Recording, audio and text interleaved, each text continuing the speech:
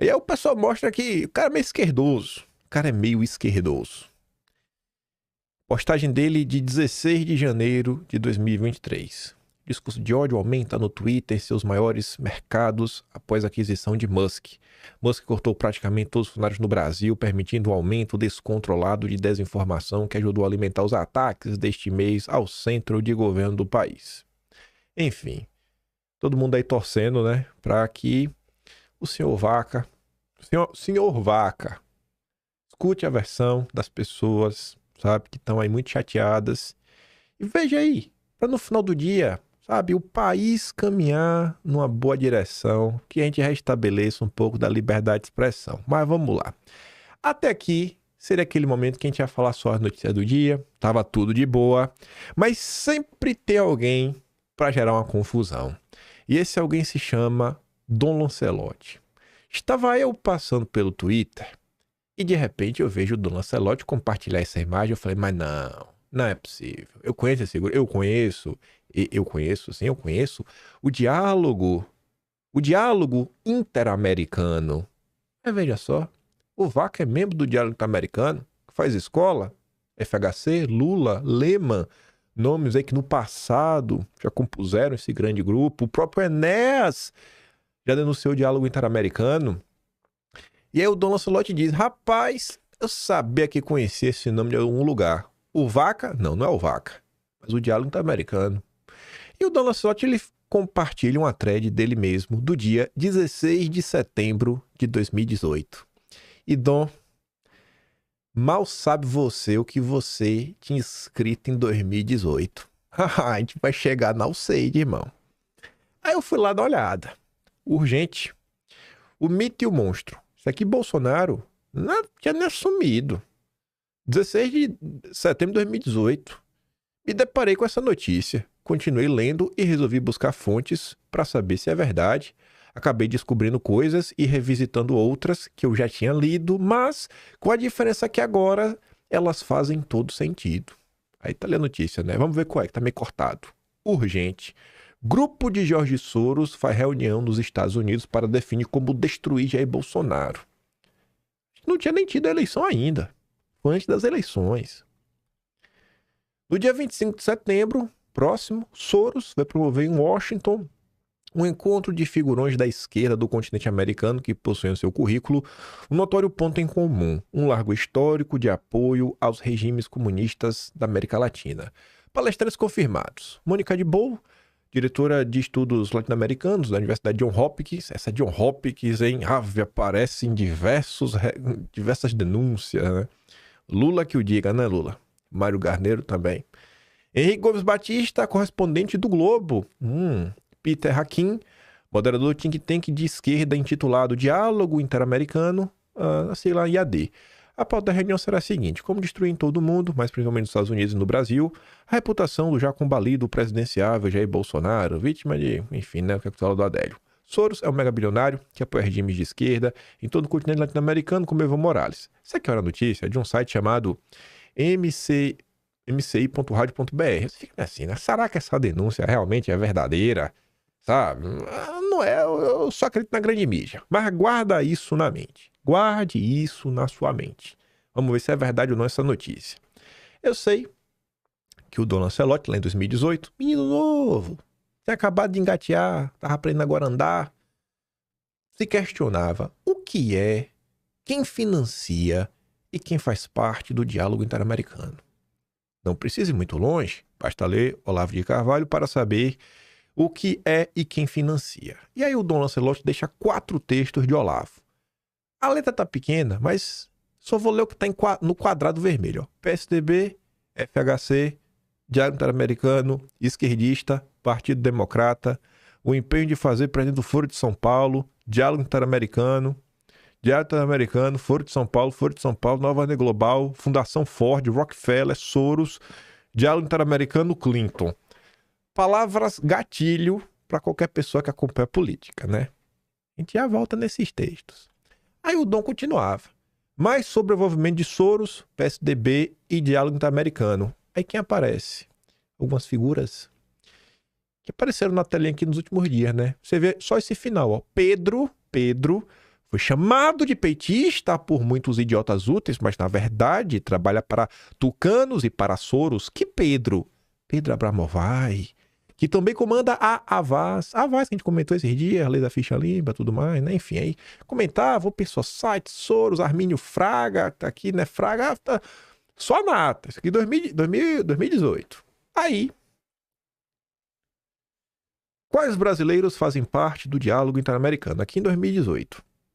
Lá atrás tinha Lula, FHC. Lula, aquela viagem clássica para Washington, que o SNI, né, monitorou em 89. Lula foi se encontrar com Peter Bell. Peter Bell, na época, era o vice-presidente do diálogo interamericano. Peter Bell, que em 1969 foi quem arrumou $180 mil para a FHC, junto com o Celso Laffer, fundarem o SEBRAP, que dominou e moldou o pensamento das universidades brasileiras. Denúncia do próprio geógrafo de esquerda Milton Santos, quando ele vai no Roda Viva, na década de 90. Não vou lembrar o ano exato. Pois bem, FHC continua lá, grande destaque. Tem outros nomes ali, né, conhecidos. A Marina Silva, então você vê, realmente é um grupo, tem tudo a ver, interferência, né, ingerência. Marina Silva, direito americano, tudo a ver mesmo, uma globalista nata. E tem um nome ali que chama minha atenção. Se fosse... Em 2018 não ia fazer sentido para mim. 2019 também não. 2021 só faz sentido a partir de 2023. Por quê? Porque 2023 inicia a era Lula 3. E quem é que Lula nomeia para a Apex? Que é quem lida com essa relação, né? Comércio brasileiro, comércio em outros países. Jorge Viana. Ele realmente está no lugar que ele merece, né?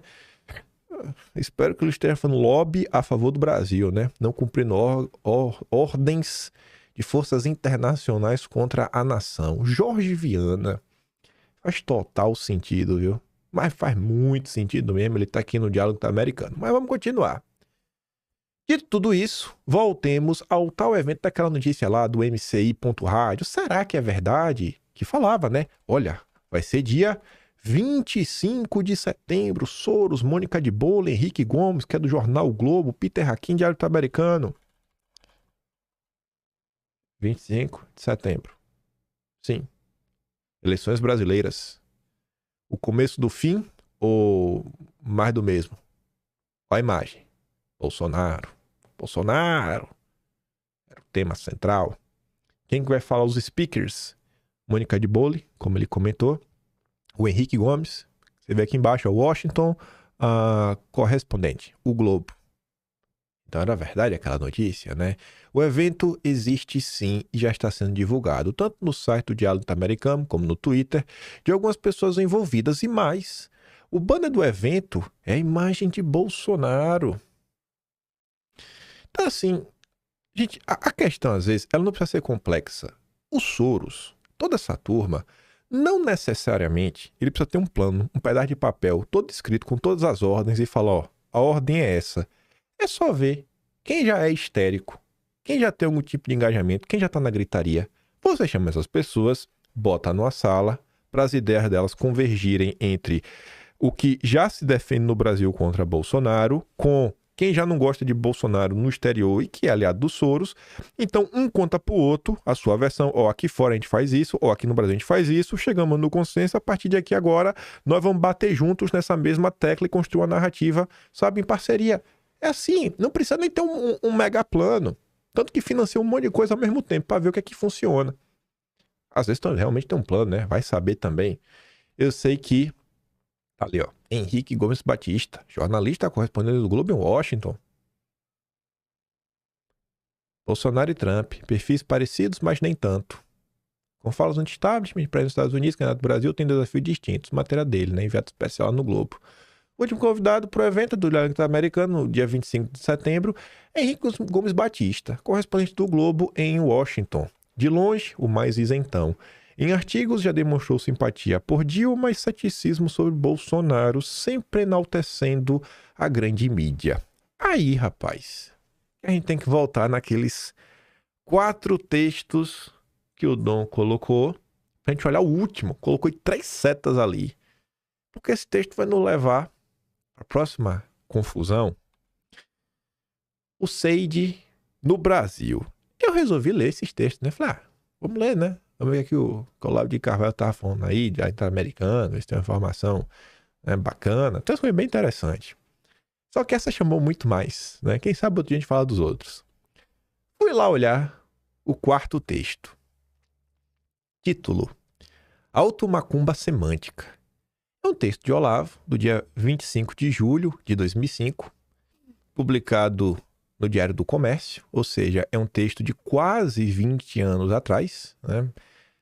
Mais uns 6 mesinhos, né? 5 meses. 5 meses, a gente chega ali em julho, já dá pra falar, tem quase 20 anos. 19 anos e meio atrás, lá vinha Olavo com a malemolência dele. Aí eu comecei a ler o texto, ler. Não acredito. Dom Lancelotti. Olha esse parágrafo. Por fim, é absolutamente falso que a esquerda, no Brasil, ou em qualquer outro país do continente, oponha alguma resistência ao globalismo, exceto o mínimo indispensável para fins de camuflagem. Nenhuma corrente política existe para se opor àqueles que a subsidiam, né, que botam o dinheirinho. As fontes de dinheiro para a Europa, tanto na América Latina quanto nos Estados Unidos e na Europa, são hoje bem conhecidas e elas são precisamente as mesmas que, a pretexto de livre mercado, financiam o estabelecimento da nova ordem global, as fundações Ford, Rockefeller, MacArthur e, sobretudo, a rede tentacular dos Soros. Né? O pessoal, site Ford, Rockefeller, tá no caminho certo, Olavo. Eis aí os grandes financiadores e protetores do chavismo, do lulismo, do fidelismo e de todas as demais patologias políticas que, numa atmosfera geral de loucuras e mentiras, têm se apossado velozmente do poder em várias nações do continente. Olha agora. A essas fontes capitalistas devem somar-se os agentes políticos, Partido Democrata, Diálogo Interamericano, os Clintons, os Kennedys e uma multidão de Carters, que ajudam a drenar para os mesmos destinatários o dinheiro do governo americano, principalmente as verbas da USAID. Mas, nossa, quem poderia imaginar que a USAID estava aí financiando esse tipo de movimento, né? Pelo menos estava sendo denunciado ali, eu lá falava, o leitor encontrar nos sites www.discovernetwork.org e activecash.com, um mapeamento bem minucioso da circulação de dinheiro entre os potentados do globalismo e as organizações que na América Latina e outras partes do terceiro mundo fingem combatê-los. Então não é de hoje. Não é de hoje. Quem quer procurar, acha. E tá aí. Tava aí o tempo todo. Tava aí o tempo todo na frente de todo mundo. É um assunto que temos que concordar. A galera não viu porque não quis. Na boa mesmo. A galera não viu porque não quis. Estavam preocupados com outras coisas, né? Acaba que o Soros chama muito mais atenção. O Soros chama mais atenção. A Fundação Ford, Oak Foundation, MacArthur, Wilson Center, Rockefeller. Todos esses grupos chamam mais atenção. Mas estava ali, ó. Sempre foi um braço de atuação do Estado para promover ações ao redor do mundo em prol de uma agenda globalista. Aí, dito isto, fui lá no site do Olavo, né? Falei, deixa eu ver se tem mais alguma coisa aqui da USAID, rapaz. Deixa eu ver, né? Vai que tem. Esse texto aqui não é de Olavo. É um texto de um rapaz chamado Alberto R.S. Monteiro, que foi publicado lá no site do Olavo. Né? Devia ser amigo do Olavo, sei lá, enfim. É um texto muito longo, mas você vê ele é chamado, inclusive, urgentíssimo. Eu acho que na época era urgente mesmo. Meu corpo e minhas regras poderá ser legalizado em toda a América Latina. Olha a denúncia. Agradeço a todos pelo imenso bem e pelo que estão ajudando a promover.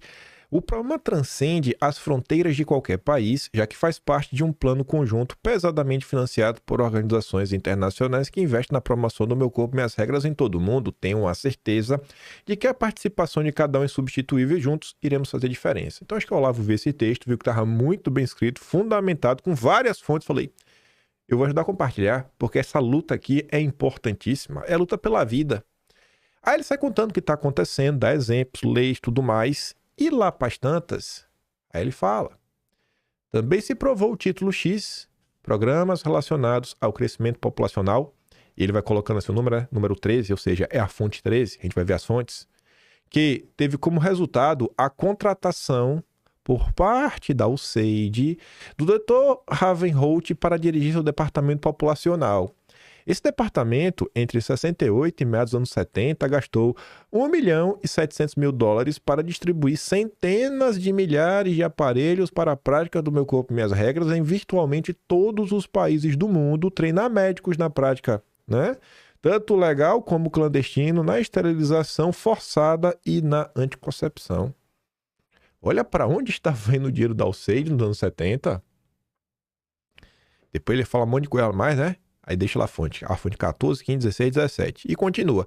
Depois dos anos 70, o trabalho da USAID foi continuado pela iniciativa privada através de uma organização fundada pela própria USAID, conhecida como IPAS, que promove tanto o Meu Corpo, Minhas Regras legal como clandestino. Aí comenta lá a questão do IPAS, né? A fonte lá, número 18. E tá ali, ó. Tudo lá bonitinho, onde tirou todas as informações, inclusive do próprio site que é o USAID. É o programa de crescimento populacional, né? Na verdade, é o do Ravenholt, que foi do USAID, o site dele. Tá lá tudo bonitinho. Veja só como são as coisas. É só projeto, assim, sensacional, né? Obrigado ao USAID por existir. Deus me livre. Aí, como se fosse pouco, a Folha de São Paulo manda essa. Mas não foi a Folha de São Paulo. Aí que tá. Pô, mas não tá ali a logo da Folha de São Paulo? Mas não foi a Folha de São Paulo. Como é que não, rapaz? Tô vendo ali Folha de São Paulo, selo dourado. Você já vai entender. Mas tá ali, ó. Plano de Trump e Elon Musk de fechar o USAID ameaça a mídia independente no mundo. Aí tomou logo uma checada. Qualquer mídia que dependa de dinheiro estatal, por definição, não é independente. Se recebe dinheiro do governo, não é independente. Aí, fui lá ler a matéria. Essa matéria, muita gente compartilhou e eu acho que sem ler. A manchete é isso mesmo, né? Essa crítica é uma crítica muito hipócrita. Mas eu acho que o pessoal devia ler a matéria como um todo. Traz algumas reflexões. Olha quem escreveu a matéria. Courtney Weaver e Martin Dunay. Não são nomes comuns em Feira de Santana. Quando eu cresci em Feira de Santana, por mais que tenha um nome assim meio diferente, né? Não eram nomes comuns. Aí eu falei, Quando você vai pro primeiro parágrafo, olha ali. Berlim e Budapeste. Financial Times. Ou seja, não é uma matéria qualquer. É uma matéria da Financial Times, que é um mega portal, uma das bíblias, né, que a esquerda chamava, né, das bíblias do neoliberalismo ao lado da The Economist, que pauta. E aí você tem que se perguntar, né, por que uma matéria dessa sai no Brasil? Porque não saiu só no Brasil, tenho a certeza. Essa matéria saiu no Brasil, saiu na Argentina, na Colômbia, no Chile, na Itália, na França, né, porque vai ser em inglês. Diversos jornais pelo mundo vão compartilhar essa matéria. É o famoso consórcio. Plano de Trump e Musk de fechar o USAID ameaça mídia que contesta regimes autoritários. A manchete é até um pouquinho mais curiosa, né? É só essa mídia. Porque em países que são democracia, sendo plenamente independente, né? Veículos de países da antiga União Soviética estão prestes a ser prejudicados por fechamento temporário de agência humanitária dos Estados Unidos após corte de verba. Ok. Enquanto Trump e Musk avançam com planos para fechar o USAID em todo o mundo, alguns dos maiores críticos do Departamento de Estado estavam comemorando. Aí olha a sacanagem. O cara criticar o Trump e o Musk, ele vai falar, olha quem está comemorando o que o Trump e o Musk estão fazendo. Por anos, líderes autoritários como Putin e Orbán têm tentado reprimir os veículos de imprensa independentes de seus países, muitos apoiados por bolsas da USAID, por meio de leis draconianas de mídia e de consensos criminais. Você está contra o USAID, é? Você é da direita do guinista? Você está do lado do Putin? É isso? Olha a sacanagem de onde vem. Agora, muitas dessas organizações de mídia estão lutando para se manter após Musk anunciar plano de colocar 40 bilhões de dólares no triturador, né? Cortar. A tanta ironia disso, disse Derek Sauer, fundador do Moscow Times, um dos poucos veículos de notícias independentes da Rússia que não recebem financiamento da USAID. Putin tem tentado destruir a mídia independente há Deus sabe quantos anos. Ironicamente, o país que tem essa liberdade de expressão está prestes a dar o golpe final. Eu acho que essa notícia é ótima para aquela galera que tem a mente limitada aqui. Ou você tá de um lado, ou você tá do outro. Ou é bem, ou é mal. Olhar e falar assim, pô, irmão, eu não tô do lado da Alceide, mas eu também não tô do lado dos russos. Por que eu tenho que estar do lado dos russos só porque eu tô contra a Alceide? Para que tá feio. Balázs Orbán, diretor político do primeiro-ministro húngaro, também elogiou o congelamento. Líderes autoritários da América Latina, que há muito acusam Sede de apoiar seus oponentes, também se sentiram contemplados pela medida. O orçamento da ajuda externa em 2025 incluía 268 milhões de dólares alocados pelo Congresso para apoiar a mídia independente e livre fluxo de informações ao redor do mundo. De acordo com a ONG Repórteres Sem Fronteiras, citando dados que foram removidos do site do governo dos Estados Unidos. Uma ONG, inclusive, fez levantamentos para mostrar como Bolsonaro atacava jornalistas. Gianni Cavalier, chefe da seção de Europa Oriental e da Ásia Central do Repórteres Sem Fronteiras, alertou que o congelamento seria catastrófico para muitos veículos de mídia independente da antiga esfera soviética, incluindo a Ucrânia, onde a maioria dos veículos depende de bolsa dos Estados Unidos. Estranho, hein? Estranho, muito estranho precisar de bolsa, né? Muito estranho, mas tudo bem. Na América Latina, aí você vê, ó, o Bukele também recebeu bem. O Bukele comemorou. O Bukele falou que apenas 10% do dinheiro da USAID chega a projetos reais que ajudam pessoas necessitadas, enquanto o restante é usado para alimentar dissidência, financiar protestos e minar administrações que se recusam a se alinhar com a agenda globalista. Cara, eu acho que eu concordo 100% com o Bukele. Acho que dá pra falar 100%. É isso. Não é todo o dinheiro que é mal utilizado. Obviamente, uma parte aí vai para comprar umas coisas que precisa, ajuda aí, compra comida. Agora, o grosso desse dinheiro não é para ajudar ninguém. Vamos falar assim, né? Não é para jogar ninguém. Não é. Não é. Só que a nota brinca com você de novo. Mas sabe quem também comemorou? O Maduro. O Maduro também comemorou. O Gustavo Petro? O Gustavo Petro também. O Gustavo Petro falou e, pixa, pai, que era muito ruim, que tem que se desfazer disso daí. Então veja como um veículo de mídia super independente, né, que é o Financial Times, ele não é nem de direita nem de esquerda, né, ele é prudente, sofisticado, um porta-voz, né, dos grandes liberais internacionais, globalistas. Não, olha só, eles são todos iguais. E eles conseguem igualar, botar na mesma rede Trump, Musk, Bukele, Petro, Maduro, Putin, Orbán. Pronto. Que salada de fruta, viu? Aí, olha que curioso. Um jornal brasileiro, Folha de São Paulo, publicando uma nota muito tendenciosa do Financial Times que brinca com palavras e com as emoções. Um jornal brasileiro compartilhando um jornal internacional para brincar com as suas emoções. Agora é a Globo e o jornal internacional é a Bloomberg.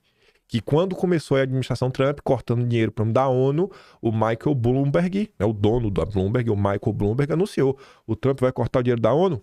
Eu vou tirar do meu bolso, eu vou financiar a turma da ONU que promove a Agenda Verde. Tô de olho. Licença para corromper? Trump relaxa a lei que impede empresas americanas de pagar propinas no exterior.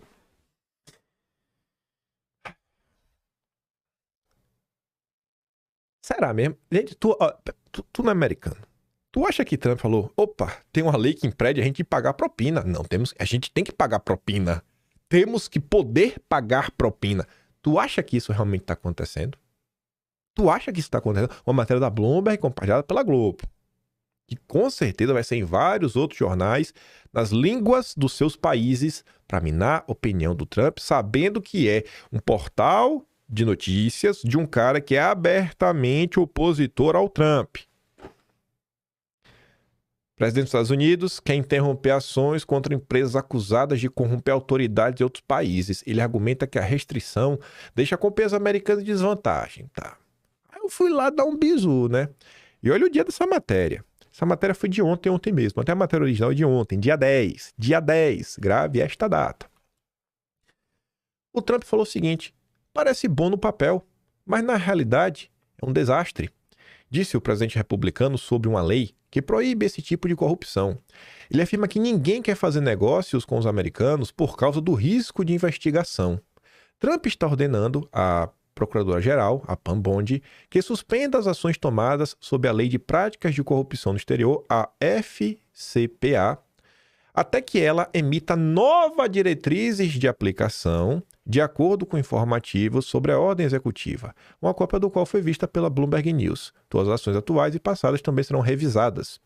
As empresas americanas são prejudicadas pela aplicação excessiva da FCPA, porque são proibidas de se envolver em práticas comuns entre concorrentes internacionais, criando um campo de jogo desigual.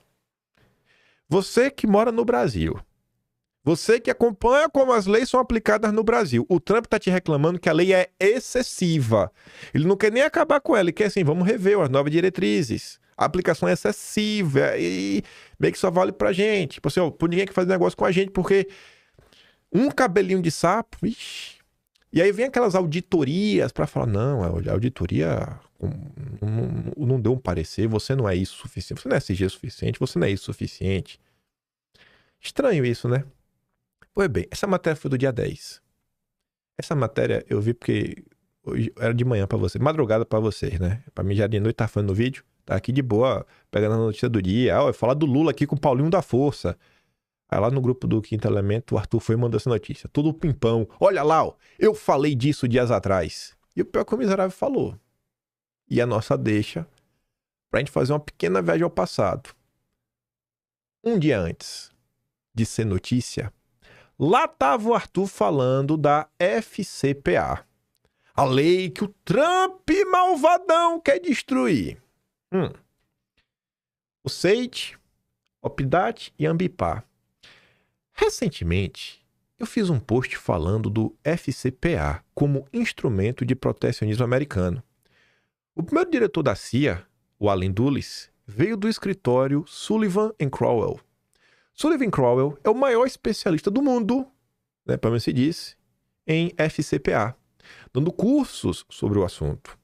Um dos treinamentos sobre o tema é dado pelo Escritório de Desenvolvimento, Assistência e Treinamento do Ministério Público no Exterior, OPDAT. Esses treinamentos são dados pelos escritórios dentro das embaixadas, incluindo no Brasil. Dentro desse programa, já foram treinados mais de 943 juízes latino-americanos e caribenhos. Sabe quem que faz a assessoria da listagem da Ambipar no exterior? A Sullivan Crowell. Curiosamente, o Ministério Público não fez nenhum questionamento ao contrato bilionário, sem licitação, nas reservas indígenas na Amazônia, e o Deltan disse não está informado do assunto. É preciso retomar o Brasil. Aí você avalia aqui, né? Os clientes da Sullivan & Crowell, Bank of America, né? Merrill Lynch, Banco Múltiplo, tem aqui, ó. É um dos consultores, né? Conselheiros financeiros da Ambipar. Você vê, mas rapaz, a Ambipar, olha só, né? A turminha especialista no FCPA. No Brasil ninguém reclama, né? Eu abri essa postagem do Arthur pra ler, tinha até um cara que foi sócio do Paulo Guedes, que eu já tinha comentado no vídeo, eu vi, ele tava falando, cara, eu falo isso pra turma do mercado, essa FCPA é uma conversa mole sem igual. Vou mostrar pra vocês, né? Lá vai eu. Odeio falar e não mostrar. Era pra eu ter colocado aqui em vídeo. Foi mal. Esse cara aqui, ó. O Marcelo Nepomuceno. Esse é o nome dele.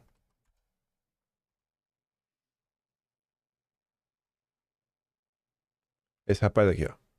FCPA sempre citam em contratos paralelos preparados pelos grandes escritórios de advocacia. As auditorias Big Four se vangloriam de certificados FCPA. Tudo mentira. Amém? E sempre foi dessa porcaria e diziam que eu era maluco. Lá vai o Trump.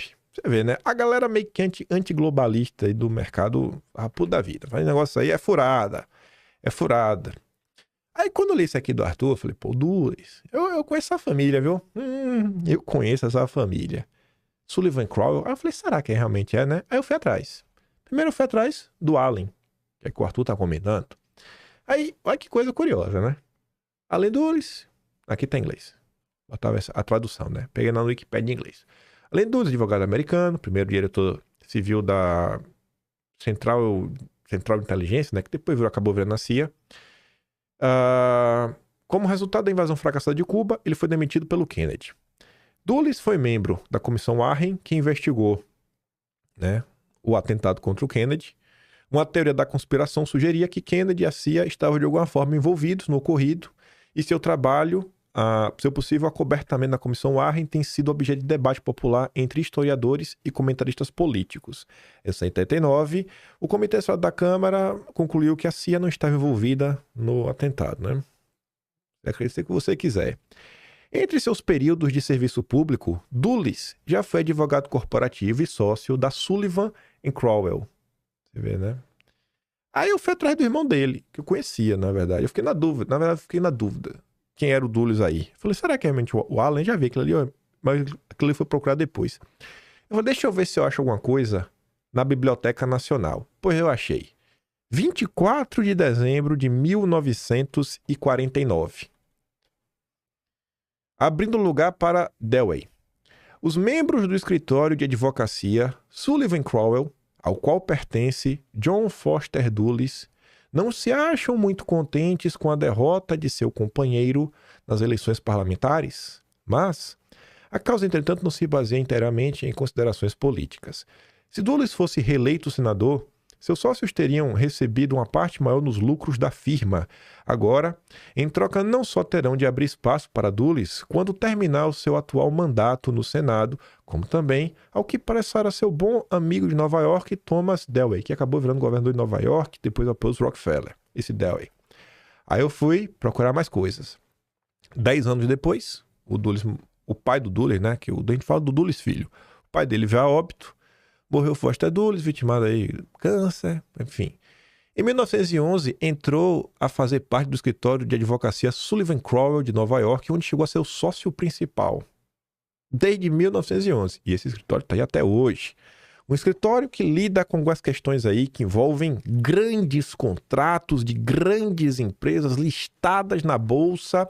Para falar se você é do bem ou do mal, as editorias Big Four, né? Não vou nem falar com essas empresas para não dar problema. Você deve saber, né?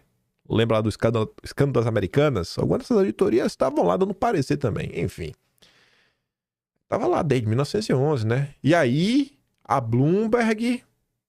Porque, quero ou não, essa FCPA envolve, né? Essas grandes empresas, editorias. Você vê a Bloomberg da bolsa lá, nossa, o pessoal tá preocupado. O pessoal tá preocupado com o Trump. E a Globo já viu com a narrativa. Enfim, né? Em 45... o Dulles fez parte da delegação dos Estados Unidos, que compareceu à reunião de São Francisco para redigir a carta da ONU. Então, na criação da ONU, menininho. Em 50, o então presidente Truman nomeou ele assessor especial do Departamento de Estado. Ele botou um pezinho no Ministério de Relações Exteriores dos Estados Unidos. Aí, em 53, com Eisenhower, aí ele foi nomeado realmente ministro das Relações Exteriores, né? Secretário de Estado. Enfim, no qual deu uma liberdade de ação, no exercício de sua profissão, advogado, especializado em direito internacional, grandes empresas, né, grandes contratos, né, coisa. Eu tô falando, vocês não estão vendo, velho. Aqui, ó, foi mal, deixa eu voltar. Foi mal. Eu mostrei ali no Epiceno, né? Aí eu mostrei isso daqui, do Wikipedia, do Dulles. Foi mal, tá vendo? Ainda bem que eu vi, né? Enfim, aqui do Dulles. Aqui o negócio lá do Wikipedia dele, foi mal. Aqui é a notícia do Biblioteca Nacional, o Cruzeiro. Os russos descobriram a América, lá é a manchete. Aí tá aqui, ó, a notícia do Dulles. Aqui. Aí agora a gente tá aqui, ó. Última hora, pronto. Voltamos à programação normal. Enfim, direito internacional. Não é qualquer bobagem. Aí eu fiquei com isso na cabeça, né? E o pessoal aí, rapaz, puta vida com Trump. É tipo o Bolsonaro falando da ficha limpa, né? Puto com o Bolsonaro, Bolsonaro vagabundo. Aí eu tava lá no Twitter, fui ler os comentários que o Arthur recebeu. Teve uma pessoa que postou isso daqui, ó. Agora eu não vou errar, não. Peraí que agora eu não vou errar, não. Só pra dar o crédito pro cidadão. Só pra dar o crédito. Foi aqui, ó. O Marcelo postou isso daqui. Eu li, Marcelo. Eu li o seu comentário. Eu li. Aqui, ó. Marcelo 369. Aí ele postou esse comentário desse rapaz chamado aqui Michael King. Do dia 12 de janeiro. Ou seja, muito antes aí tá todo mundo chorando. Muito antes dessa notícia do Trump. Allen Dulles Foi o primeiro diretor do CFR. Opa! CFR não é assim, a CFR é o Council of Foreign Relations. O CFR está lá, fundado pelos Rockefeller, né? Para coordenar a política internacional de intervencionismo como o braço corporativo mais militar do Império. Allen e o seu irmão, o John Foster, alavancaram sua posição em Sullivan Crowell, essa empresa aí, para fazer tais aquisições por meio de contratos jurídicos. Aqui é a tradução para o português. A palavra original, eles ganharam dinheiro via lawfare. Lawfare sabe o que é, né? Você usar do direito para fazer maldade. John Foster Dulles, um especialista em direito internacional. Ambos com cargos-chave na administração americana. Olha só, um dos maiores escritórios do mundo. E aqui não sei se vai dar para ver, porque tá pequeno, mas esse nome aqui, ó. Esse aqui, e esse aqui, e esse aqui de novo. É porque são 3 grupos diferentes. Rothschild, né? Rothschild. Então, presta serviço aí para os Rothschild. Um escritório que presta serviço para os Rothschild, considera também para os Rockefeller, que existe há mais de 100 anos, porque em 1911 o Dulles já estava lá, sócio, tudo mais bonitão, né? Ops. Tá aqui. Usando de lawfare para ganhar dinheiro. Tomar o que não é seu, tomar o que é dos outros. Estranho. Ele coloca lá o livro lá. Aí ele botou uma thread lá, eu fui lá. Ano passado, ele dizia: Allen Dulles foi diretor do CFR, Noite de Malta e chefe de fato da CIA, bem antes de se tornar o diretor. O escritório de advocacia Dulles Sullivan Crowell representou os Rockefellers por operações antiéticas supervisionadas em operações. Tá a tradução meio maluca, mas enfim. Ajudou os Rockefeller a ganhar o dinheiro. Né? Vamos falar assim. Ajudou os Rockefeller a ganhar o dinheiro. Pois bem. Aí eu fui atrás dessa história, né? Falei, vamos ver se tem mesmo. Vamos ver porque o pessoal tá chorando tanto por causa do Trump. Frank Church, Deep State. A verdadeira história do senador que enfrentou a CIA e seus crimes corporativos. Eu fui lá dar uma lida lá, acabei achando essa matéria do Intercept de 2023. Aí falava desse senador, que combateu muita coisa. Aí tem 2 caminhos que tá no livro dele, uma biografia. Aí falava o seguinte: você sabe, a CIA foi criada sob a administração Truman. Na administração Truman, o pai do Dulles vira assessor especial do Departamento de Estado. Mas havia carta legislativa, era vago o suficiente para também permitir a criação de um braço de ação secreta. E aí foi no governo do Eisenhower que o pai do Dulles vira o ministro das Relações Exteriores, o secretário de Estado, que a CIA realmente toma forma. E o irmão dele dirige a CIA. Olha essa parceria, né? Encaixa bonitinho com a trajetória de vida dos dois. Eu culpo Allen Dulles por muito disso.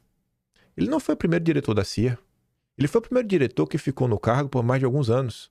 Ele e seu irmão mais velho, John Foster Dulles, ele foi secretário de Estado, né, sob Eisenhower. Allen Dulles foi diretor da CIA, eles são irmãos. Enorme conflito de interesses. Nunca deveria ter acontecido. Eisenhower é um político fraco. Esse é o meu resumo aqui. Mas ambos eram advogados corporativos que trabalhavam na Sullivan Crowell, extremamente influentes. Conheciam um monte de gente rica. Eles usaram a CIA para ajudar a conceder favores para seus amigos ricos, como na Guatemala, com o Irã. Você sabe, petróleo, frutas, minerais. Sullivan Crowell, Dulles, Rockefeller. Estamos chegando no Brasil. E esses 2 caras nunca deveriam ter sido responsáveis por suas respectivas agências. Isso é uma grande parte disso, já que Allen Dulles realmente deu tom para a CIA se tornar uma operação secreta arrogante e elitista. E eu não sei se teria sido assim se ele não estivesse no comando por cerca de 10 anos, e ele realmente apenas colocou em movimento tantas coisas horríveis. Aí, rapaz, eu já tinha uma certeza na cabeça, porque eu tenho um diagrama na cabeça. Eu já abro, só para relembrar em qual vídeo está esse diagrama. E aí eu perguntei pro ChatGPT, sabendo que eu ia ter uma resposta positiva. Aí eu falei, ô ChatGPT, algum caso dos irmãos Dulles com a Sullivan Crowell tem ligações com o Brasil? A Hannah Mine? Tem algo a ver com isso? Sim.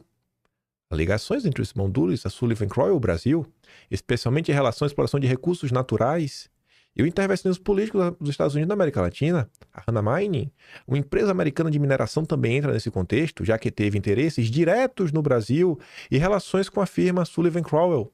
A Hana Mining, uma gigante de mineração dos Estados Unidos, teve um papel fundamental na exploração de minério de ferro no Brasil, especialmente no quadrilátero ferrífero em Minas Gerais, durante os anos de 1940 a 1950.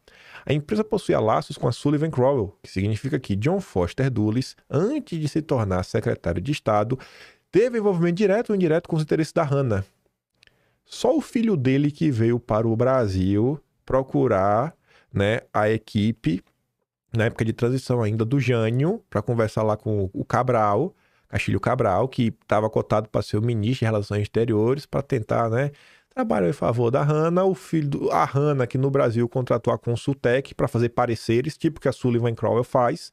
A Consultec era empresa do Godin, do Mário Simonsen, do João de Melo Flores, do Roberto Campos, obviamente, do Lucas Lopes. Toda a nata, do Bulhões, toda a nata. Aí contrataram, né? Depois que teve lá 64 bonitinho. Aí na época o Tribunal de Recursos, né? Que era o mais alto tribunal desse país na época, acabou por dar uma decisão aí que no final do dia a Hana Mining teve os seus interesses acatados. Lembrando que quem levou o filho de Dulles, que era o cara que. Um historiador, que estava cuidando da Hana Mining, foi o Van Haslocker, um agente da CIA. Provado documentalmente no primeiro episódio dos nossos quase dossiês históricos. O escritório Sullivan Crowell ajudou na estruturação de negócios e contratos que favoreciam empresas americanas na exploração de recursos naturais brasileiros. Durante os anos 50 e 60, houve uma forte pressão para que o Brasil abrisse ainda mais seu mercado mineral para investidores estrangeiros, algo alinhado com a política externa agressiva dos irmãos Dulles. E vamos abrir um dos diagramas que aparecem nos nossos episódios. Ah, Brasil. Ah, Brasil. É muita descaração, meu Brasil brasileiro. Ah, meu Brasil brasileiro. Terceiro episódio. Rockefellers, né? Que sempre trabalhando em conjunto com os Dulles. Vamos lá, ajudou os Rockefeller, aquisições, lawfare. Hana Mining, Come, Azevedo Antunes, que sentou no Chase em Manhattan, que era o banco dos Rockefeller, como conselheiros internacional. Um brasileiro que senta no conselho internacional do Chase em Manhattan. Estranho. Não é estranho. Ora, Moreira Salles, os maiores sócios no Brasil dos Rockefeller. Que coincidência, né? Naquele período teve muita pressão por minérios. E nesse período, inclusive, é que você tem a solução final pro nióbio brasileiro. Que a solução final é... Enfim, né? Enfim. A solução final pro nióbio brasileiro, né? Parte da fortuna de Walter Salles vem do nióbio. Ah, esse Trump é um maldito! Esse Trump é um maldito! Vai lá, Trump. Mexe lá na CPA. Mexe. Vagabundo. Esse é o mundo que você vive. Quem menos corre, voa. E se você não viu, separe um tempo. Esses dossiês são bem atemporais. Eles não explicam tudo. Mas acho que você nunca mais vai olhar pro Brasil da mesma forma. Nunca mais. Ah, Jesus, viu? A gente se diverte, viu? Mas é muita tristeza. Mas vamos continuar, né? Estamos aqui, basicamente, o tom é mostrando que sempre tem um bracinho internacional por trás dos grandes movimentos políticos que se desdobram no Brasil. E talvez o grupo mais conhecido, né, em termos de atuação internacional é o nosso grande Foro de São Paulo, encontro de partidos e organizações de esquerda da esquerda latino-americana, no Hotel Danúbio, lá em 1990, quando tudo começou. Aí eu tava passando no Twitter ontem, meu companheiro Toca, também lá do Quinto, ele posta isso daqui: o acerto estratégico do PT ao criar o Foro de São Paulo em 1990. Mas peraí, a Mônica Valente é petista mesmo, inclusive ela é secretária do Foro de São Paulo. Bom, finalmente o PT tá assumindo que eles fundaram o Foro de São Paulo. Mas calma lá. Aí o Toca diz, né? Décadas depois, o PT passa a admitir que criou o Foro de São Paulo Em quanto tempo o MBL vai admitir que foi apoiado pela Atlas Network e pela NED? Só uma pergunta. Aí eu fui lá dar uma olhada, né? Falei, que documento é esse aí, Toca? Aí ele mandou. Esse documento é de ontem. De ontem, de ontem não. Não agora. É agora, de 2025. Não sei se foi ontem. Acho que é de ontem que o PT completou 45 anos de existência. Para tristeza do Brasil. Sion, 45 anos depois. Porque foi na escola Sion que teve aqui essa, sei lá, né? Congresso, essa reunião aí que o pessoal fundou o PT. 45 anos atrás. Meu Deus do céu. Aí tem vários textos. Um deles é do Romênio Pereira, que saiu a matéria dele agora na Folha de São Paulo, criticando o Lula, que o Lula se distanciou da esquerda raiz.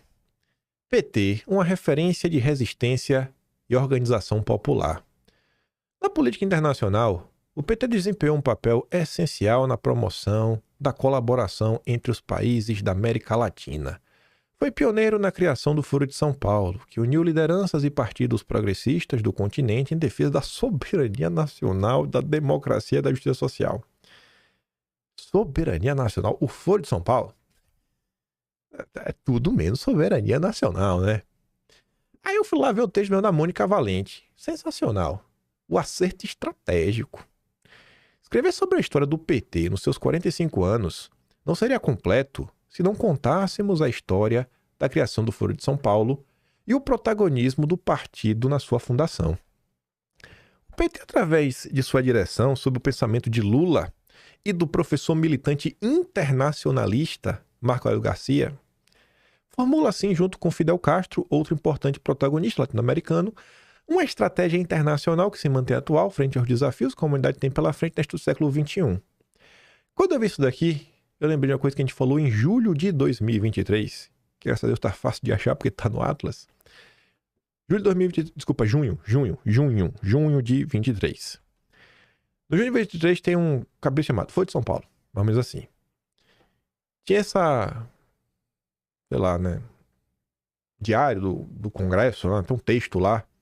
A gente tá falando do Folha de São Paulo. Lá na época eu falei, cara, onde é que aparece aí? Vamos tentar procurar coisas antigas do Folha de São Paulo. Isso aqui é de 8 de abril de 1992. Olha que curioso. Nota do PT sob golpe de Estado. O PT, junto com mais de 70 partidos que integram o Foro de São Paulo, irão impulsionar ações tendentes ao pronto estabelecimento das liberdades democráticas e da justiça social no Peru. São Paulo, 6 de abril, Lula, presidente do Partido dos Trabalhadores, Marco Aurélio Garcia, secretário de Relações Internacionais. Então, quando a Mônica Valente fala do Marco Aurélio Garcia, que o Reinaldo Azevedo chamava de Top Garcia, fazendo críticas a ele, você vê que realmente, né? Era o internacionalistazão que estava aqui, ó, ao lado de Lula em 1992. O engraçado é que, em 94, o Vitor Grunewald, do MSA, estava sendo processado pelo PT porque ele falava que o PT era membro do Foro de São Paulo. E o PT é que assume publicamente, né? Mas é o Brasil. Aí, em julho de 2023, eu lembro que eu fui atrás da origem mesmo. Eu falei, cara, quando é a primeira matéria de todas que existe aí sobre o Foro de São Paulo? E aquela página ali que eu achei do Jornal do Comércio. Foi antes desse evento aqui. O Jornal do Comércio do Rio viria a relatar sobre o ocorrido na sua edição de 3 de julho de 1990, a véspera da data oficial de criação do Foro de São Paulo. Esta foi possivelmente o primeiro... Este, na verdade, né? Estamos escrevendo errado. Na época a gente não tinha o ChatGPT para corrigir o português. Este foi possivelmente o primeiro relato histórico do evento nos jornais brasileiros. Algumas coisas não podem ser apenas ironia do destino ou uma simples coincidência. O primeiro relato da história do Foro de São Paulo foi seguido por uma notícia sobre Bolsonaro. Essa daqui, ó. Bolsonaro quer equiparação para militares. A notícia do Foro de São Paulo era essa, ó. Esquerda latina recria olas com nova dominação. Eu botei aqui em tamanho maior. Fala isso aqui, não é curioso, gente. Essa é a primeira notícia de todas que eu achei na Biblioteca Nacional. A notícia de cima é a criação do Foro de São Paulo. A notícia na sequência, Bolsonaro quer equiparação para militares. É engraçado. São aquelas coincidências da vida, né? Coincidências da vida. Um deputado de baixo clero aparecia logo após a notícia que nem falava de Foro de São Paulo. Se eu parar para olhar, o encontro organizações que latino-americana. Ele tem um nome pro encontro que não é Foro de São Paulo. Eu não sei, porque a letra tá muito pequena aqui, minha vista já tá cada dia pior. Mas se você parar ver, eles falam... o nome do evento era exatamente isso aqui, ó. Encontro de partidos, organizações de esquerda da América Latina e Caribe. Ainda não tinha o nome Foro de São Paulo. E a matéria tava comentando, né? E logo depois vem a nota de Bolsonaro. Aí eu lembro que também... eu acabei achando um texto sobre o Foro de São Paulo de 1994. 11 de agosto de 1994. Só que esse texto era curioso porque não era o texto de um jornalista. Não era o texto de alguém da área, um profissional. Era um texto de um leitor. O texto de um leitor. Tribuna do leitor. Ou seja, um tio do Zap. Uma pessoa como vocês mandou uma carta para a tribuna da imprensa, se não me engano. Estou em dúvida agora qual era o jornal. Mas enfim. Aí ela foi ler o texto do cara. Deixa eu lembrar que deu 94, ou seja, 31 anos atrás. Quase 31, né? Porque foi em agosto. 30 anos atrás. Com que moral Lula e Mercadante dizem que Marco Maciel foi no passado um serviçal dos militares capaz da ditadura, identificado com a farda e autoritarismo? Esqueceram-se do atual e secaz fanatismo pelo tirano Fidel Castro, que não abandona a farda há 35 anos? E mais, a especial recomendação do concubino guru caribenho ao PT e Lula, que fundaram em São Paulo o desconhecido e silencioso Foro de São Paulo, entidade com deliberações quase secretas, onde a nata de organizações de esquerda e seus camaradas presentes nas diversas reuniões, muito provavelmente ainda devem estar afinados em recompensar o socialismo do perdido leste europeu com ganhos na América Latina e, quem sabe, tentar arraigar um simulacro da União Soviética no continente com suas falecidas políticas autoritárias, totalitárias e supranacionais. Um verdadeiro perigo à soberania nacional e continental.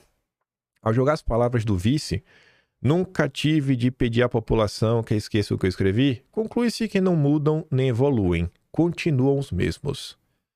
Tio do churrasco, Orlando Lovecchio Filho. Se tiver algum parente dele aí, se ele estiver vivo aí, né, para 30 anos, não sei quantos anos tinha na época, parabéns, viu, seu Orlando? O senhor tava 100% certo. 100% certo. 31, quase 31 anos atrás. Sem internet, sem nada. Parabéns. Parabéns. O senhor realmente era uma pessoa informada. Aí eu pergunto pra vocês, gente. Isso daqui foi quase 30 anos atrás. Quantos senhores Orlando existiam naquela época? Eu acho que muito poucos. Muito poucos. Mas quantos Orlandos existem hoje em dia? Isso é um ponto que às vezes as pessoas não olham. A gente tem aquele sentimento de derrota constante, né, por ser direita no Brasil, mas muita coisa avança. É inegável que aos trancos e barrancos as pessoas estão aprendendo algumas coisas, estão entendendo alguns grandes movimentos, coisas que lá atrás eram meio abstratas, e vê, cara, o que é que tá acontecendo, né? Quem imaginou que um dia tá aí, a própria questão da Alceide, aí que tá na pista, tá todo mundo debatendo sobre ela. Não tem como negar que existe um aprofundamento, uma politização de pelo menos parte da população. Isso daí eu acho muito bonito, acho lindo de ver. Aí, rapaz, estamos falando aqui, né, de atuações internacionais e tudo mais, nosso pequeno dossiê. Aí na madrugada de hoje eu tava lá olhando no Twitter pra achar umas coisas e me deparo com isso daqui, né? Um comentário em relação à minha pessoa. Estamos todos no mesmo barco, isso aqui não é competição. Muito obrigado, Eduardo Bolsonaro. Que péssimo dia para ser um estroína de dossiê, destruindo a direita, em nome de Bolsonaro, enquanto corrói toda a sua base. Exatamente o que a esquerda das estatais quer. Pronto, a esquerda das estatais. Eu sou comunista infiltrado. A galera fica com raiva do meu dossiê por quê, velho? Gente, quando foi a última vez que vocês viram alguém, sabe? Bota-se um recorte, não é um tweet meu fora de contexto. Recorte de um vídeo, pega ali um recorte de um vídeo e diz que você não gostou, bicho. Critica, fazer, pô, não gostei do que você falou aqui nesse recorte aqui de vídeo. Sabe? Eu tenho que aturar, é cada coisa que eu tenho que aturar. Você vê, o mesmo cara que tá falando de união da direita, união da direita, união da direita, união da direita. Todo mundo que pede união entre a direita quer união com figuras que, de direita, só tem vontade de cargo. A direita não precisa de união. A direita precisa se livrar dos próximos frutas e pepas, antes que seja tarde demais. É meio sacanagem isso, né? Mas calma que ainda vai voltar para falar da questão da Sullivan Crowell, Empresas, Brasil. Se fala tanto na união da direita. Eu falo, eu mostro, né? Vamos unir a direita? Eu estou nas ruas desde os 20 centavos de 2013. Dei movimentos de rua, fiz campanha, elegi pessoas. Nós, ativistas, sempre havia 3 coisas: pauta, liberdade e independência. Resumindo, a rua não tinha dono, cada caminhão juntava a sua turma, algumas falas eram comuns a todos, outras específicas de cada grupo, mas o principal, o povo participava de forma livre e espontânea, levava seus cartazes, levava microfone, se fazia presente. Foi isso e foi assim que o povo tirou a Dilma. Foi por causa disso, né? Não, foi o povo que tirou a Dilma. Não teve nenhuma ação de nenhum grupo político. Foi o povo que tirou a Dilma. Não teve nenhum grande acordo, nem nada. Né? Não, foi um negócio 100% orgânico. Daí me aparece um covarde inepto para governar e para fazer manifestação de rua, que nunca em seus 30 anos de carreira política tinha subido num caixote que não fosse na porta de quartel, onde era líder sindical, e este camarada se diz dono da direita, dono dos votos, dono da rua, e para eu poder levar cartaz e tudo mais. É sacanagem, né? Esse comentário tá até leve. Depois continua e vem aquelas lindas palavras de amor. Cara, eu não tô tentando destruir ninguém em nome de Bolsonaro. Eu não falo em nome de Bolsonaro. Quem sou eu, cara? Eu tô sob o nome de Bolsonaro? Eu só sou o oreudo que tem um bigode e faz vídeo há alguns anos. Geralmente eu mostro o que eu tenho aqui pra mostrar. Eu acho que quem tá tentando destruir a direita é quem tá tentando destruir o líder com maior popularidade desse grupo. Enquanto tá ali o Foro de São Paulo organizando coisas ao longo dos anos, você vê a coisa assim, ano após ano, Foro de São Paulo, uma ação real, a direita brasileira, é o dia todo aí enchendo o saco, Bolsonaro, não pode ter ninguém pra mostrar o outro lado, rebater, mostrar as incoerências, sabe, de pessoas que deixam claro, se o cara for um Joyce Halseman, um Alexandre Frota, tem que separar antes que seja tarde demais. Quantas vezes nos últimos dias eu não tô recuperando material de vídeo antigo? Falei, eu só tô repetindo o que eu já falei, né? Antes que seja tarde demais. Aí eu fico de cara, porque o Senso Comum é um perfil do seu Flávio Morgenstern, né? Eu lembro dele da época que eu era um Zé Ninguém. Tava lá no podcast dele. Vários podcasts que ele fez com o Felipe Trielli. Tá lá no Quinto Elemento, lá o Carlão também, né? Pessoas que eu conheço, hoje eu trabalho com elas, mas são muito mais amigas dele do que eu. Aí eu vejo ele tão preocupado, sabe, em xingamentos, que ele diz ali, a direita sobreviveu ao MEC, Paulo Freire, aos oligopólios de ensino, Petrolão, os inquéritos ditatoriais, facatos, censura, prisões. Não sei se sobreviverá a defender tudo que a esquerda defendeu na época da Dilma e xingar discordante de traidor. Palavras mandam. Aí a Aline faz um comentário que tem vários. Pergunta pro Trielli, que virou funcionário de preso na Lava Jato, que está mexendo nas cordinhas para essa direita duguinista abafar a verdadeira direita. Aí o Fábio pergunta, quem é a verdadeira direita? A Aline diz, aquela que foi usurpada pelo bolsonarismo. Então assim, que união da direita é essa, Morgenstern? Você aí, cara, você é um cara muito iluminado, explica pra gente que união é essa, irmão. Tu não tá defendendo teus amigos, cara. Os caras que estavam aí, a não ser que você é teu amigo mais, né? Sei lá. Sabe, e fica aí, querendo falar um monte de coisa, botar palavra na boca dos outros que eu até nunca disse na vida. O que tá acontecendo, Mas calma que a gente vai voltar lá no Dulles ainda, né? Tá aqui. O Morgenstern conhece o Arthur. Eu queria saber o que ele teria a falar de forma pública sobre o caso do Arthur. Mas olha como esse caso do Arthur tem até algumas similaridades que a gente falou ali do Trump, né? O Dulles, Rockefeller, Sullivan Crowell. O Arthur fala o seguinte, sobre a Bolsa Postales e Serpros. Todos os amigos do Brasil, desde Deltan aos políticos do Novo, trolls boomers que passaram por aqui, super interessados no investimento dos fundos na nova Bolsa, repetindo a falsa acusação do Ministério Público sobre desvios de recursos, falham em responder alguns pontos. Ele vai falar sobre o caso dele. Primeiro, Por que o Ministério Público forçou a venda da empresa para um fundo soberano árabe? A empresa dele, do Arthur. Porque todo ativo de infraestrutura de mercado ou de commodities no Brasil tem de pertencer aos bancos ou a multinacionais.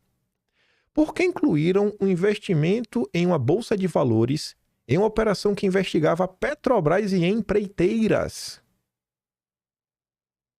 Não era Petrobras e empreiteira que estava assim na mira? Aí o Arthur cai na confusão?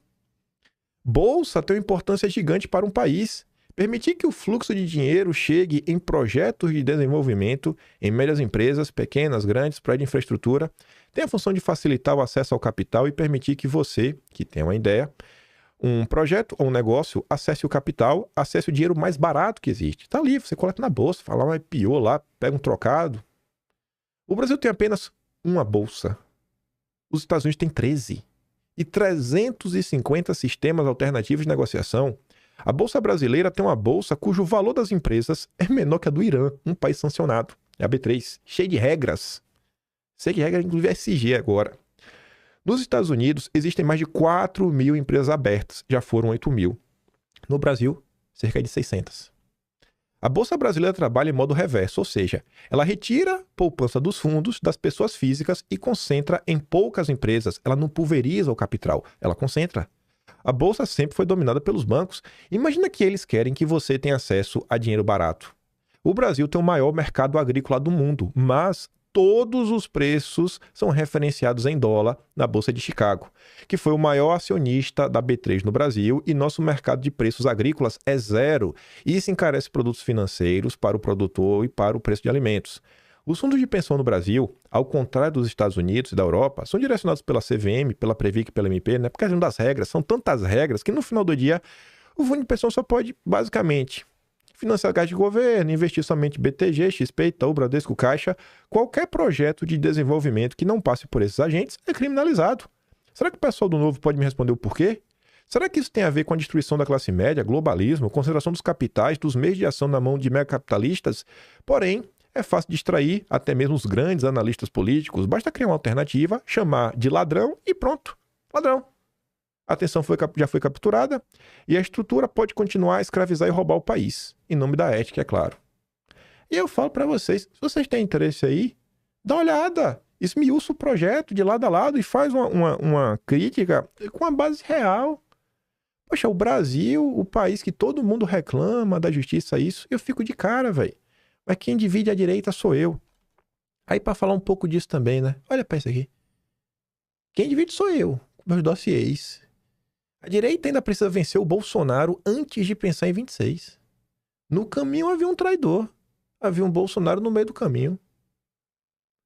Aí o Mário Frias comenta: lavajatista é a turma que quer te convencer a dar poderes absolutos a juízes e promotores não eleitos, aquelas pessoas da burocracia que está prendendo mães de família, idosos, trabalhadores, claro, tudo em nome do combate abstrato à corrupção. Perca sua liberdade, pare para fazer feliz um burocrata não eleito. E o Carluxo diz, né? Os movimentos estão claros. E aí, eu não tinha como deixar de falar isso daqui. Pô, Tsuka é minha amiga pessoal, velho. Eu tenho que ler aquele comentário. Silvio Grimaldo chamando o Tsuki assim, ó, mano do céu, é o fascismo puro e simples. Pô, tu não entendeu o que ela escreveu, cara. Como é que tu faz um comentário desse, bicho? Eu aqui, o idiota, o burro, o iletrado. Quem sou eu? Sou o cara aqui que tá... Olha. Eu não, né? Eu vi uma matéria que o Dan Lancelotti compartilhou em 2018 do Olavo de Carvalho que falava da UCEI. Depois foi lá o que o professor Olavo de Carvalho falou. Diante aí de um assunto, cara, tão importante, né? Que tá aí na mídia... Tu é o cara que tem a chave, sabe, de todo o material produzido por Olavo de Carvalho. Aí tem que ser um orangotango como eu, um maluco, um faxineiro, catador de lixo. O que mais que eu já fiz na vida? Mecânico. A lembrar, cara, o Olavo de Carvalho falou isso daí. Pô, bicho, vocês deviam honrar mais o legado do professor, né? Como é que vocês estão tratando, pô? Aí a galera vem falar de dividir a direita. Eu tô acompanhando o que tá acontecendo desde a eleição de São Paulo. Já chamaram a Tsuki de vendida, cadela, PUTA, meretriz, comprada, caçabista, valdemínio, comunista, infiltrado da UCEI, pilantra, agora chamou de fascista. Nenhum desses adjetivos partiu da esquerda, e é justamente por isso que esse último foi o pior de todos e o mais dolorido. Não só porque veio da direita, mas porque partiu de alguém que, apesar de discordar de várias coisas que disse sobre Bolsonaro, sempre respeitei como pessoa. Silvio era o cara que eu mais gostava de assistir na época da Super Live, porque ele sempre se comportava de forma sensata, sem arrogância. Onde existe fascismo no que eu disse? Se eu comecei falando que a justiça seja feita. Todos têm o direito de se expressar. E é ótimo a recuperação da conta.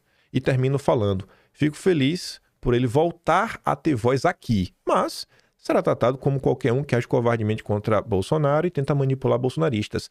Onde exatamente tem fascismo nas minhas palavras, Silvio? Por acaso você foi induzido pela legenda de alguém e nem se deu o trabalho de ler o que eu escrevi? Você pode não concordar, assim como eu também discordo de várias coisas que você escreve, mas chamar de fascista, cara, fascista. O que aconteceu com você, com o pai dessa direita, que se decepcionou com Bolsonaro e agora tá agindo como esquerda, em muitos casos até pior? Não apoiar mais Bolsonaro é um direito seu, assim como é um direito meu continuar apoiando e não confiar mais em pessoas como Frutuoso. Não concordo com atitudes que ele teve nos dias que antecederam o 8 de janeiro e a maneira como o canal dele no YouTube manipulou falas de Bolsonaro, mas nem por isso eu comemorei a sua prisão ou quero ele calado. Eu tô tentando entender que tipo de malabarismo foi esse pra tu transformar as minhas palavras em fascismo. Sério, é surreal. Eu não esperava isso de você. E aí a gente encerra com esse breve comentário, mais uma besteirinha. Bolsonaro coloca ali um vídeo, uma situação, família, órfãos de pais vivos. E o Carluxo diz, né? Então a tropa dos intergalácticos atacam Jair Bolsonaro com falsas colocações. E se você responder ou ponderar, estará desunindo a direita. Observem apenas que em todo esse enredo tem método e dos mais sujos possíveis. Mas vamos falar que o Carlos também está desunindo, né, Carlos? Aí eu vou falar que você também. Vamos falar que eu estou a seu serviço, Carlos Bolsonaro. Tá assim, né? Eu só sou o cara, bicho, que fala o que eu posso mostrar, o que eu posso provar para as pessoas. E o que eu sei é que o Brasil é alvo de cobiça eterna. Essa questão do OEA, nunca pensei que ia levar por toda essa história e não trazer até aqui. E a minha convicção, que eu tenho cada vez mais, é que, acima de tudo, temas como soberania nacional nunca estiveram tão em moda. Se isso daí for o quê? Defender as pautas da esquerda das estatais, me chama aí, cara. Eu não tenho mais, sabe, não tô nem aí. Gosto de Bolsonaro e acabou. Sou bolsonarista, pronto, bota aí. Sou Bolsonaro e acabou. Não faço questão de ser de direita, não faço questão de ser nada. Me chama o que quiser, me chama de traidor. Mas aí, agora, pô, desmerecer meu trabalhinho, eu trabalho bem, velho. Todo dia eu tô aqui, não falho. Tá lá. 24 atos produzidos. O 24º sai em 4 dias. Tá pronto. Só tô esperando a Mari terminar a parte de edição dela. Mas reflita sobre o Brasil, gente. Reflita sobre a própria imprensa, sabe? Veja Era Olavo o nome do cara? Falei, fiquei até Otávio Orlando. Seu Orlando. Vejam o seu Orlando. Vocês hoje são o seu Orlando. Vocês hoje são o seu Orlando. O Brasil evoluiu muito. Evoluiu muito. Hoje as pessoas conseguem olhar para a notícia e ver, pô, peraí, quem puxa essa notícia? Em qual veículo? Hoje tem até o notas de comunidade que o pessoal já está desmentindo na imprensa. Sempre que vê esse negócio, tem algo errado por aí.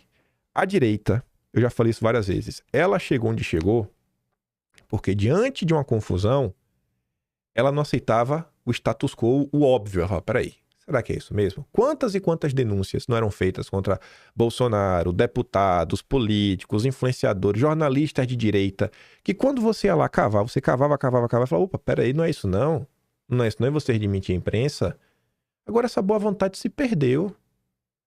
Essa boa vontade se perdeu e hoje, assim, as pessoas jogam lá uma afirmação no ar e se você tentar rebater, não, mas como assim você só me rebater? Não pode rebater, não pode nem tentar rebater. O que está acontecendo nesse país?